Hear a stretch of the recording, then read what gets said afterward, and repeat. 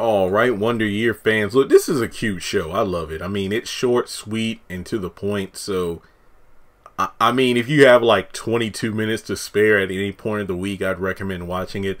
We're talking Season 1, Episode 2, Green-Eyed Monster. While Dean reckons with the first taste of heartbreak and betrayal, the adults in his life are overly empathetic and assume his grief is from mourning current events. So before moving forward, take a moment to hit the thumbs up button to show you like the video. Hit subscribe to help me reach 200,000 subscribers. Follow me on social media, links are in the description below. And most importantly, hit the bell icon and select all. That way you're notified when I post content and you watch it. So we pretty much kind of pick up where we left off. Remember, everybody's in mourning due to the assassination of Martin Luther King Jr., especially with his like stomping grounds being Montgomery and Alabama, and that's where the story takes place of the show. There are various different memorial services going on around the country, and you know, we're taking place, or excuse me, the episode begins in one at the church, and Dean looks over at Keisha, and I love, again, Don Cheadle's voiceover is what really makes these episodes great. So Dean is looking over at Keisha, but he feels guilty, you know, because he shouldn't be feeling jealousy and whatnot about, you know, his boy Corey and his crush Keisha being together, when he should be focusing on, you know, the important thing, and that's the loss of a, you know, icon, a pillar in the black community. So I just love how the narration works, because he's like, you know what, maybe the pastor got some words for me today that'll hit home. You know what? Do not wish evil on those who wrong you and betray you. And he's like, dang it. And, well, at least they ain't really showing PDA in front of me.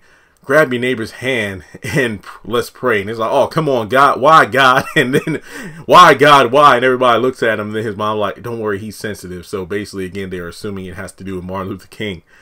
So when they get back home, you know, his dad checks in on like, hey, you're still in your church clothes. Aren't you, Corey, supposed to be hanging out? I don't really feel like it. And then before his dad could really say anything, well, you outburst at church. So, you know, basically he's about to talk about, you know, how Martin Luther King affected him. And his sister gets into it between, you know, Kim and their mom, Lillian, about wanting to go out to a rally. No rallies turn into riots, because being together singing Kumbaya really isn't going to change anything. I want to be part of a group that actually wants to make change. And, you know, once she starts rattling down the names of those who are going to be at the rally, she blurts out the name of her boyfriend, Albert, and I forgot his militant name, as the dad put it, but he actually calls. Dean gets the phone and overhears the commotion. Is like, yeah, you better call back next year, because it's not a good time right now.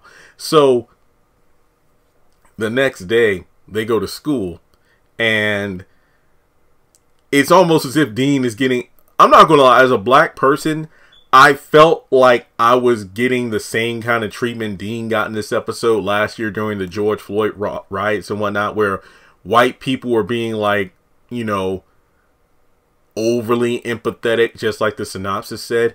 Oh my God, you know, I'm sorry, I didn't know you were going through all this and whatnot. Like, people were letting me through in traffic,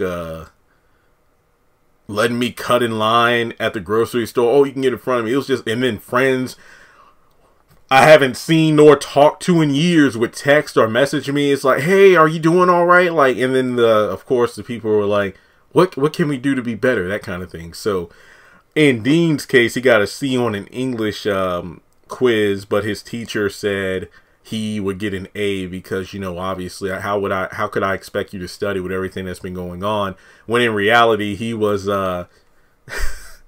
listen to Smokey Robinson and the Miracles crying over Keisha, and he didn't study. Then from there, when he goes to gym, he doesn't want to climb the rope. It's like, how am I supposed to make it to the top of the rope when Martin Luther King couldn't make it to the top of the mountain? So then he gives him like a passing C. And he goes to the counselor, and instead of talking to the counselor, Dean is like drinking soda, reading a magazine, asking for more candy.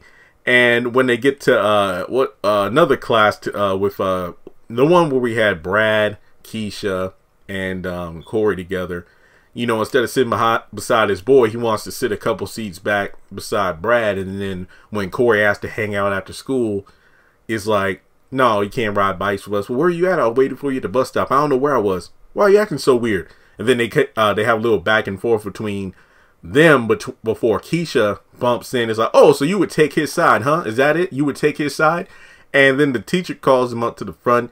And in order to avoid demerits, he throws the MLK thing in there again. And then Corey backs him up and they have to do a presentation. So he's like, let me do my own thing. So he does his own assignment. And then he's like, dang, now I got to think about Keisha and Corey working together. So when he gets home, he's angry. Again, it has to do with the Keisha thing, but his family think it has to do with Martin Luther King. So his dad actually invites him out to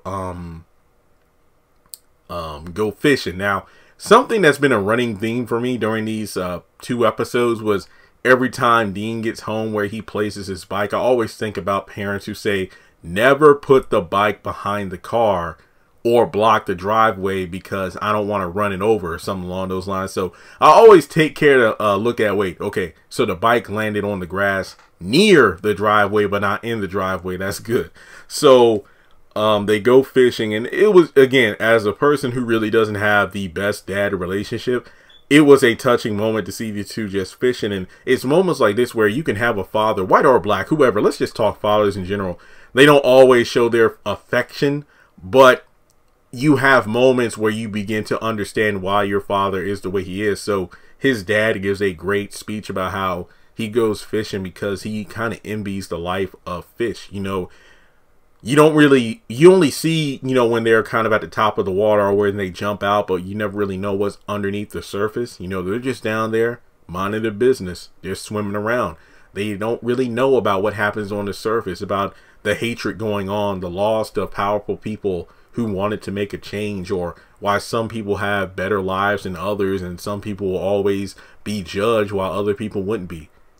It's just simple, and that's probably why I enjoy fishing so much. So once Dean wants to kind of, well, he understands his father better, but at the same time he realizes that it's only about the Keisha situation why he's upset, and he wants to reveal that, you know what, Dad, here's why I'm really upset, but he doesn't want to say it at the same time due to the fact that it seems trivial compared to the bigger things going on in the world. So as they're about to leave, he actually gets a bite on his line, and they get a fish. And he uses his dad's speech to inspire him to put on one heck of a presentation. Look, as somebody who excelled at public speaking in school, I would have loved to see the entire presentation. This dude went above and beyond. I mean, I ain't even mad at the boy for, you know, using MLK for the A on his English test or the C in gym class, because he worked his butt off on this presentation. He had like the fold out board, the poster boards with everything. And I ain't gonna lie, I probably would have been hating a little bit too, where Keisha and Dean get up there. I mean, Keisha and Corey get up there with a couple of note cards, and they're kind of struggling to read them. So, you know, each one of them has like a couple sentences. You know, Martin Luther King, you know, was an advocate for peace in the community, and he learned from a guy named Gandhi. They get a round of applause just as big as him, and they all get A's. I would have been like, what the fuck? Yeah, I ain't gonna lie.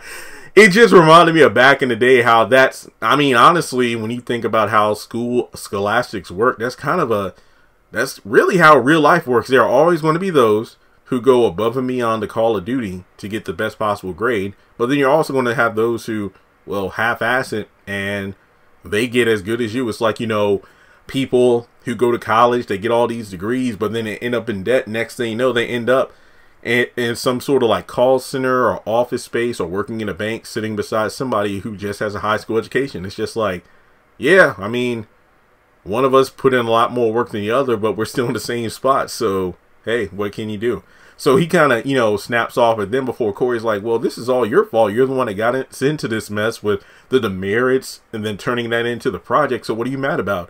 So he reveals that he actually saw them kissing, and he blows up at him because he masked his crush on Keisha with the anger at his friends doing that behind his back. And he's like, I don't want to see or, you know, be friends with you anymore. So Corey just stands there like, because Keisha gets mad.